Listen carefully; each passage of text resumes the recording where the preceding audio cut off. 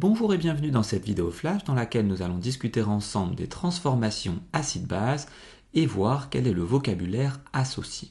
Voyons tout d'abord ce qu'est une transformation acide-base.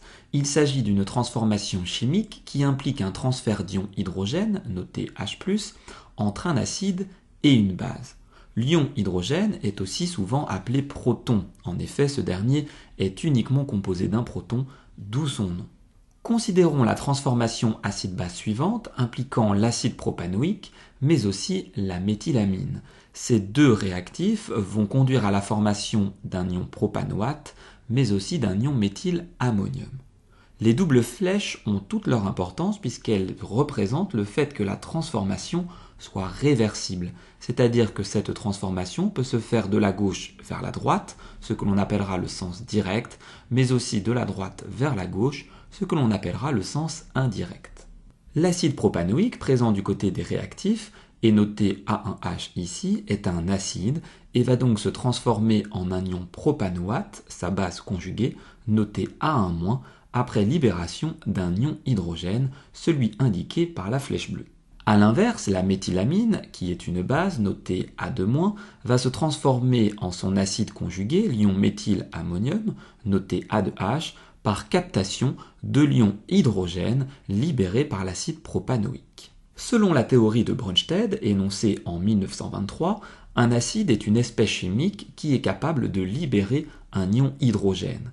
Dans notre exemple précédent, l'acide propanoïque, mais aussi l'ion méthylammonium sont donc des acides.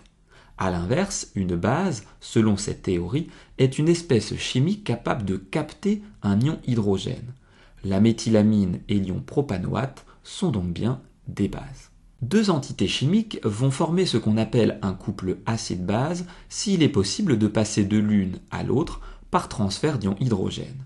À chaque couple acide-base, on associera une demi-équation qui va représenter le transfert d'ion hydrogène entre l'acide et sa base conjuguée.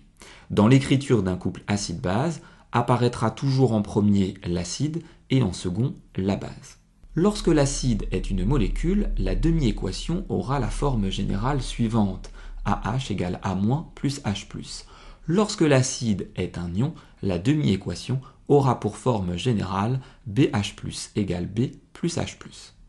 Prenons l'exemple de l'acide propanoïque et écrivons sa demi-équation. L'acide propanoïque a pour formule chimique CH3CH2COOH.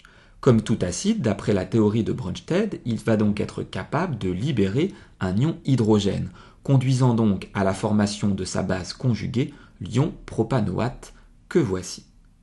On a donc ici écrit la demi-équation associée au couple acide propanoïque, ion propanoate. Intéressons-nous maintenant à d'autres couples acide-base. Prenons l'exemple de l'acide méthanoïque et de sa base conjuguée, l'ion méthanoate. La demi-équation correspondante est donc HCOOH égale HCOO- plus H+. Considérons maintenant l'ion ammonium en guise d'acide et sa base conjuguée, l'ammoniac. La demi-équation correspondante est donc NH4+ est égal à NH3 plus H+. Enfin, considérons le couple suivant, H3O+, l'ion oxonium, et la base conjuguée, la molécule d'eau.